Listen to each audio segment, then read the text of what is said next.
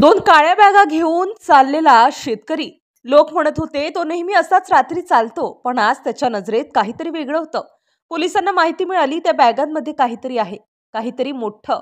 गावभर कुजबूज सुरू झाली. बॅगा उघडल्या तर आत काय असेल? धान्य असेल का? पैसे की काहीतरी असं जे बघायलाही लोक धजावणार नाहीत. रात्र वाढत गेली, धुके दाटू लागलं. रस्त्याच्या कडेला थांबलेलं जुनं ट्रॅक्टर आणि त्या शेतकऱ्याच्या चेहऱ्यावरचं गूढ हास्य तो जणू काहीतरी लपवत होता. त्याचं नाव रमेश पाटील, काल्पनिक नाव. नेहमी शांत, गावात कुणाशी भांडण नाही, पण मागच्या काही दिवसात तो वारंवार फोनवर बोलताना दिसायचा. फोन कट होताच त्याचा चेहरा बदलायचा. काम मोठं आहे पण पैसे भरपूर मिळणार. त्या रात्री पोलीस अधिकारी अरुण कदम, काल्पनिक नाव, यांना अचूक माहिती मिळाली. एका माणसाकडे 2 बॅगा आहेत, आत काहीतरी बेकायदेशीर आहे. तुरुंगासारख्या शांत रस्त्यावर सापळा रचला गेला. घड्याळाची काटे रात्री 9:30 वर स्थिरावले. रमेश ट्रॅक्टर थांबवतो, त्याचं मन धडधडतंय. दूरवर एक टॉर्च झळकते.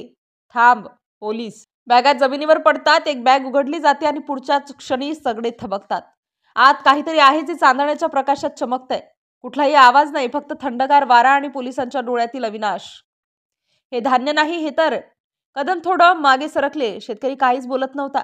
त्याचा चेहरा निर्विकार, पण डोळ्यात भीती आणि लालच दोन्ही स्पष्ट. दुसरी बॅग उघडली, तिथेही तेच पदार्थ. संपूर्ण चमकणारं, विचित्र वास असलेलं, पण दिसायला निरुपद्रवी. शोधपथकाला आता खात्री झाली, ही फक्त बॅग नाही तर एका मोठ्या साखळीचा भाग आहे. कुणीतरी यामागे आहे. मध्य प्रदेशातून येणारा पुरवठा, लाखोंची किंमत आणि गावात पोहोचलेलं विषारी जाळं. रमेशला ताब्यात घेतलं गेलं. त्याने सांगितलं, मला सांगितलं गेलं होतं की हे औषध आहे, लोकांना उपयोगी पडणारं, पण जेव्हा पैसे पाहिले तेव्हा सगळं विसरलो. तपास सुरू झाला. फोन नंबर, गाड्या, एक एक दुवा जोडला जाऊ लागला. आणि मग प्रयोगशाळेचा अहवाल आला. त्यात जे लिहिलं होतं ते पाहून अधिकारीही काही क्षण गप्प राहिले. त्या 2 काळ्या बॅगांमध्ये अपूचा साठा होता, तब्बल 1 किलो, किंमत जवळपास 2 लाख रुपये.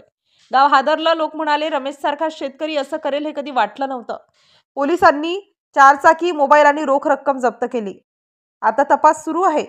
यामागे कोण कोण आहे, कोणत्या शहरातून हे सगळं आलं आणि अजून किती लोक यात आहेत.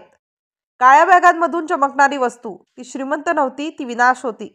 एका साध्या शेतकऱ्याने पैशांच्या मोहात पडून आयुष्याचं पीक उद्ध्वस्त केलं. पोलिसांच्या दक्षतेमुळे हे विष लोकांपर्यंत पोहोचवण्याआधीच थांबवलं गेलं. पण प्रश्न अजूनही तोच. अजून किती रमेश आहेत या समाजात जे पैशाच्या मोहात आपलं आत्मा विकायला तयार आहेत?